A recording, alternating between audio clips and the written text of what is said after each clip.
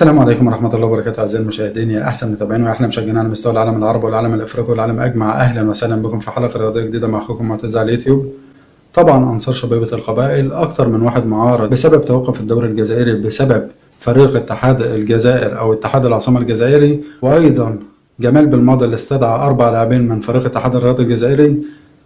من وجهة نظر الشخصية كمحلل إعلام رياضة مصر ومن داخل قناتي، الدوري الجزائري عشان يتوقف لمدة أسبوعين ويجي فجأة يخلص كل مبارياته في أسبوعين فقط، يعني هيبتدي 1/7 ويخلص 10/7، يعني في أقل من أسبوعين. ده طبعا هيبقى ضغط كبير جدا على اللعيبة، وممكن طبعا النتائج كلها تبقى مغايرة في خلال الفترة دي. بتمنى من إدارة اتحاد الكرة الجزائري إن يعدل من قراراته في المرة الجاية، وبإذن الله يبقى فيه قرارات مغايرة. وأيضا في نفس الوقت بنعذر فريق اتحاد الجزائر اللي هو خرج منه 4 لاعبين للمشاركة مع المدرب جمال بالماضي والمشاركة مع المنتخب الجزائري.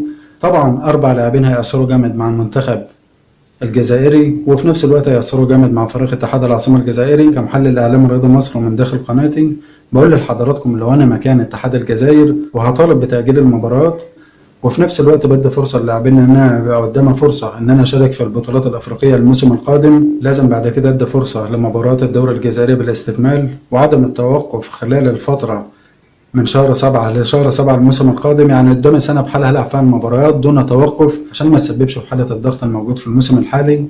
وفي نفس الوقت أبقى ماشي مع مواعيد المباريات في الدوريات العالمية والدورات العربية، وفي نفس الوقت أبقى متفق مع ميعاد الكاف اللي هقدم فيه الفرق المنافسة في المنافسات الأفريقية، يبقى بطريقة سهلة جدا يقدم نفسه فرصة إن أنا ما أسببش في ضغط نفسي أو في ضغط للاعبين في المباريات عشان ما أسببش في حالة الضغط الموجود في الموسم الحالي. ولو انت من عشاق فريق شبيبة القبائل والدوري الجزائري اضغط لايك واشترك في القناة وفعل الجرس علشان يوصلك كل الأخبار الرياضية الجديدة والحصرية أول بأول.